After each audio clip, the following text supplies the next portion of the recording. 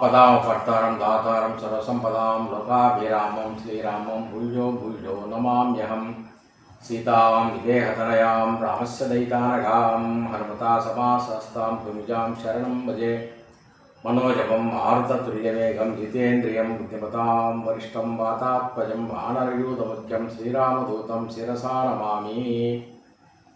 ఇప్పుడు మనము శ్రీ రామకోటి లిఖిత పుస్తక మహాయజ్ఞంలో భాగంగా ఈరోజు ఈ 50 పుస్తకాలలో 11,04,000 నామాలను రాయడం జరిగింది. ఇవన్నీ కూడా ఒక బాక్సులో ప్యాకింగ్ చేయడం జరిగింది.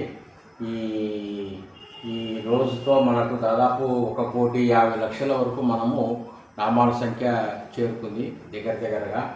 ఈ సందర్భంలో మనము ఒక ఆనవాయితీగా ఏదో ఒక రామాయణంలో ఒక శ్లోకాన్ని చెప్పుకుంటూ వస్తున్నాము కాబట్టి ఈరోజు సుందరకాండలో ఉన్నటువంటి ఒక శ్లోకాన్ని గురించి తెలుసుకున్నాము. ఏమిటి ఆ శ్లోకం అంటే, తదున్నసం పాండురదంతమరవణం శుచిస్మితం పద్మపలాసలోచనం ద్రక్షే తదార్యవదనం కదాన్వహం ప్రసన్న తారాధిప తుల్యదర్శనం.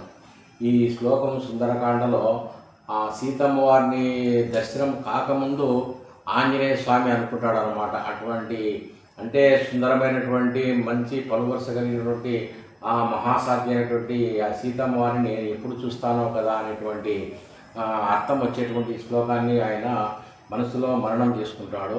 పెద్దలు ఏం చెప్తారంటే, ఏదైనా మనం ఒక విలువైన వస్తువును పోగొట్టుకున్నప్పుడు, డబ్బులు ఇతరులకు ఇచ్చి రానప్పుడు ఈ శ్లోకాన్ని నిరంతరం పారాయణం చేయడం వల్ల సత్ఫలితాన్ని పొందుతామని చెప్తుంటారు. కాబట్టి ఏదైనా అవసరమైన వాళ్ళు ఈ శ్లోకాన్ని కూడా పఠనం చేయడం, పారాయణం చేయడం వల్ల మంచి ఫలితాన్ని పొందగలుగుతారు. తర్వాత ఇక్కడ మనకు రుక్మిణి పాండవ స్వామి దేవాలయంలో రామకోటి స్తూపం యొక్క పనులు త్వరలోనే ప్రారంభమవుతున్నాయి. కాబట్టి దయచేసి ఎవరైనా ఈ పుస్తకాలు రాయడానికి తీసుకున్న వాళ్ళు త్వరగా రాసి నా నంబర్కు తెలియజేయండి.